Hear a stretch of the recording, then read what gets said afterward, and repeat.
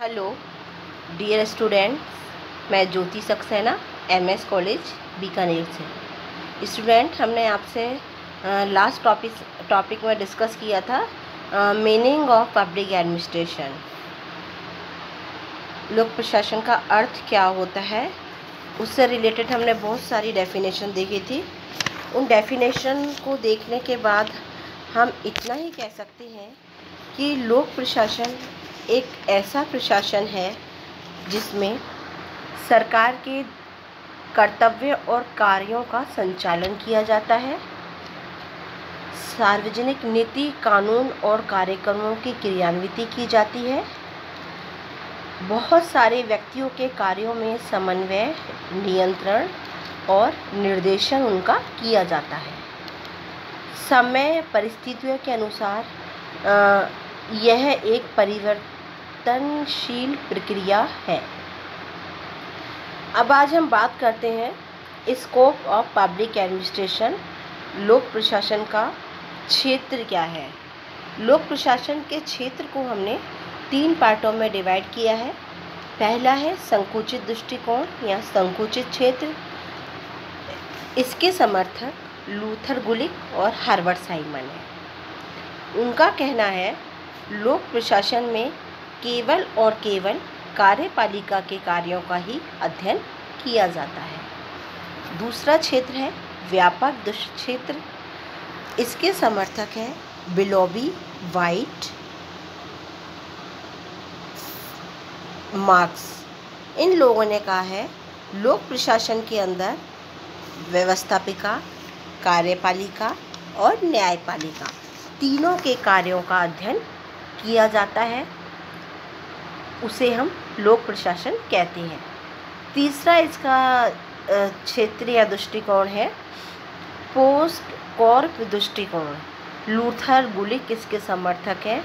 उन्होंने post Corp को बताया इस प्रकार है। सबसे पहला है पी फॉर प्लानिंग या नियोजन करना।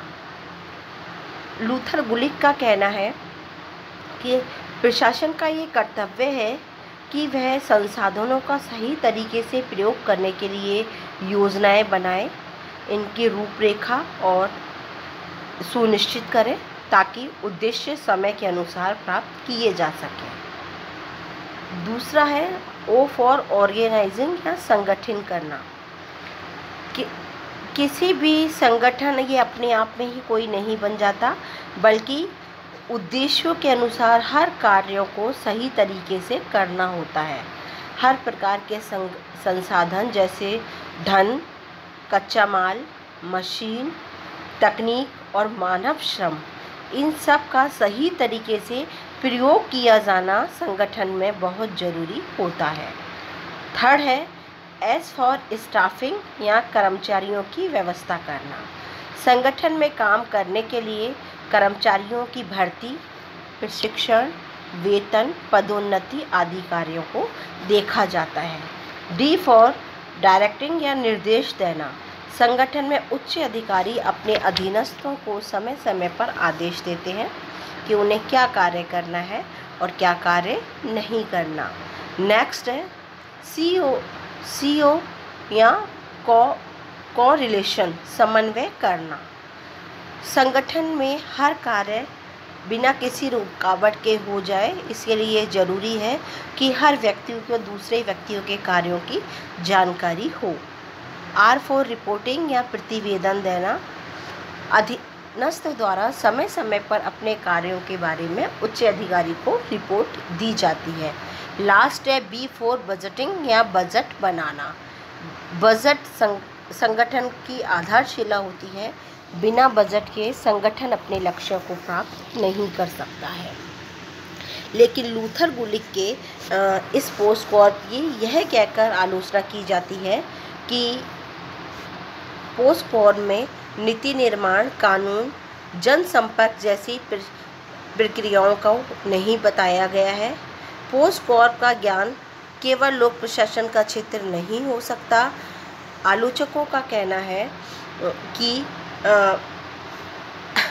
जिस प्रकार यात्रा की तैयारी करने से यात्रा पूरी हो गई यह नहीं कहा जा सकता, उसी प्रकार पोस्ट कॉर्प की क्रियाओं को हम बताकर लोक प्रशासन के पूरे क्षेत्र को नहीं बता सकते। लोक प्रशासन मानव संबंध हार्टन प्रयोगों के समर्थकों ने कहा है, लोक प्रशासन ने मनुष्य को केवल मशीन का पुर्जा माना है, जबकि मनुष्य तो एक संवेदनाओं से जुड़ा हुआ व्यक्ति है। तब लूथर गुलिक ने इन आलोचनाओं के बाद लोक प्रशासन में 1971 में पब्लिक एडमिनिस्ट्रेशन रिव्यू में पोस्ट कॉर्प में ई अर्थ यानी मूल्यांकन को भी जोड़ दिया। अब लोक प्रशासन में POSD, E, CORB ये शब्द शामिल है। अब हम इसके अलावा हेनरी फेयोल ने कहा है, लोक प्रशासन में नियोजन, संगठन, आदेश, समन्वय और नियंत्रण यह सभी लोक प्रशासन के चरण हैं। पर्सी मैकक्यूइन ने कहा है, लोक प्रशासन में मनुष्य, भौतिक संसाधन और विधियों को बताया जाता है। बिलोबी ने नियंत्रण, संगठन, कर्मचारी प्रबंध, संसाधन और वित्त को लोक प्रशासन का विषय बताया है। अब हम लोक प्रशासन की प्रकृति की या नेचर की बात करते हैं बच्चों। लोक प्रशासन के नेचर को हम दो भागों में बांटते हैं। पहला प्रबंधकीय या एकीकृत, दूसरा विज्ञान या कला। प्रबंधकीय या एकीकृत, जो लोग संगठन में एकीकृत दृष्टिकोण के समर्थक हैं, वो लोक प्रशासन में कहते हैं केवल उच्च अधिकारी के कार्य नहीं बल्कि संगठन में सभी लोग मिलकर काम करते हैं। और दूसरी ओर जो संगठन में प्रबंधकीय दृष्टिकोण को मानते हैं, वो कहते हैं कि संगठन केवल उच्च अधिकारी के कार्यों का ही परिणाम होता है। एकीकृत यानी संगठन में सभी का मिला जुला प्रयास होता है, तभी संगठन अपने उद्देश्यों की प्राप्ति कर पाते हैं। जबकि प्रबंधकीय प्रकृति ये कहती है कि केवल एक उच्च अधिकारी के कार्यों का परिणाम ही लोक प्रशासन है। दूसरे में ये विज्ञान है या कला।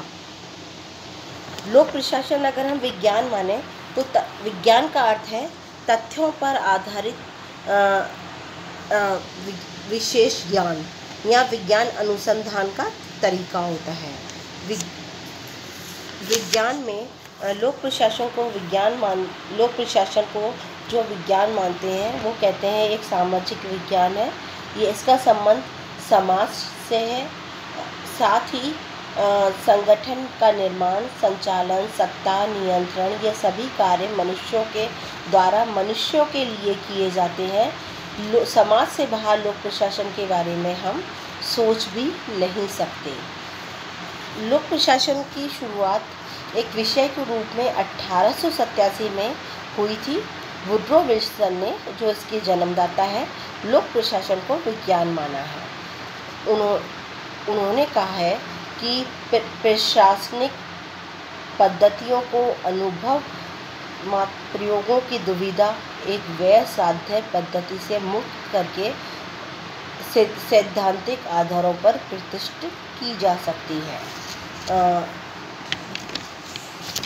विज्ञान की कुछ ऐसी विशेषताएं होती हैं जैसे सार्वभौमिकता, स्पष्टता, मूल्य तटस्थता, विश्वसनीयता, वैज्ञानिक विधि, निरीक्षण, वर्गीकरण। इसके आधार पर हम लोक प्रशासन को विज्ञान मान सकते हैं, क्योंकि ये सारी विशेषताएं की विज्ञान की है, वही लोक प्रशासन की है।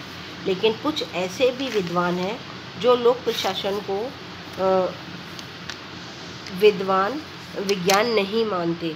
उनका कहना है कि विज्ञान मूल्य निष्पक्ष होता है, जबकि लोक प्रशासन मूल्यों से परिपूर्ण होता है। लोक प्रशासन का क्षेत्र व्यापक है, उसमें हम वैज्ञानिक विधि का प्रयोग नहीं कर सकते।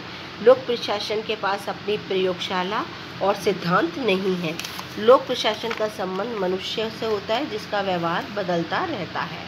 लेकिन कुछ विद्वान ऐसे कहते हैं कि लोक प्रशासन को विज्ञान मान सकते हैं।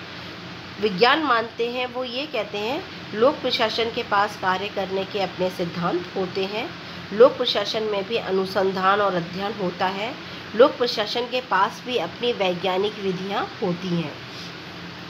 लेकिन इन सारी बातों के डिस्कस के बाद रॉबर्ट डहल का ये कहना है कि लोक प्रशासन के अध्ययन को जब तक तुलनात्मक नहीं बनाया जाता तब तक लोक प्रशासन को विज्ञान मानने का दावा खोखला ही होगा।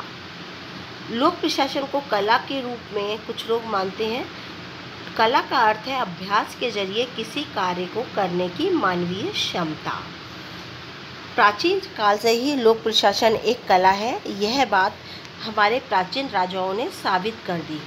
बहुत सारे संसाधन, श्रम, तकनीक, कच्चा माल, उपकरण, इन सब का कैसे प्रयोग किया जाए, श्रमिकों को से कितनी अच्छी तरीके से कार्य करवाया जाए, यह सब एक प्रशासक समझ सकता है और वो प्रभावशाली तरीके से कार्य करवा सकता है। लोक कला की कुछ विशेषताएं होती हैं, जैसे कला एक व्यक्तिगत गुण होता है, वो कलाकार जन्मजात होता है। इसी प्रकार लोक प्रशासन में कानून नियम का क्रियान्वयन करने वाला व्यक्ति महत्वपूर्ण होता है। कला का दूसरा गुण होता है सत्य शिव सुंदरम की अभिव्यक्ति।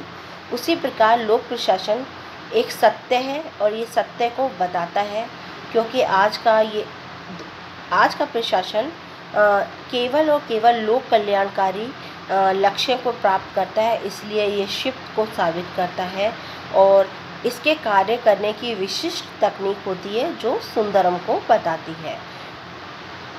हर कला में सृजन क्षमता होती है। कलाकार कुछ ना कुछ नया प्रयोग करके अपनी कला को निखारता है। ऐसे ही प्रशासन में लोक प्रशासक नए नए प्रयोग करके प्रशासन को प्रभावशाली तरीके से क्रियान्वित करते हैं। लोक प्रशासन की कला की ये विशेषता है कि उसकी अभिव्यक्ति का कोई माध्यम होता है, जैसे चित्र, रंगों के माध्यम से, संगीत के माध्यम से, साहित्य के माध्यम से। इसी प्रकार यदि हम प्रशासन को कला माने तो संगठन खुद एक अभिव्यक्ति होती है, संगठन के उद्देश्य होते हैं, संगठन का वो एनवायरनमेंट जिसमें वो काम करता है, ये सभी उसकी अभिव्यक्ति के माध्यम है। एल.डी. वाइट का कहना है कि लोक प्रशासन कला है या विज्ञान, इसका निर्णय भविष्य पर हमें छोड़ देना चाहिए, क्योंकि एक यह विकसित होता हुआ विषय है जिसकी वैज्ञानिकता समय के साथ बढ़ती चली जाएगी। स्टूडेंट, इस टॉपिक में हमने लोक प्रशासन के meaning, nature and scope complete किया है और इसी के साथ आपका ये टॉपिक आज कंप्लीट होता है।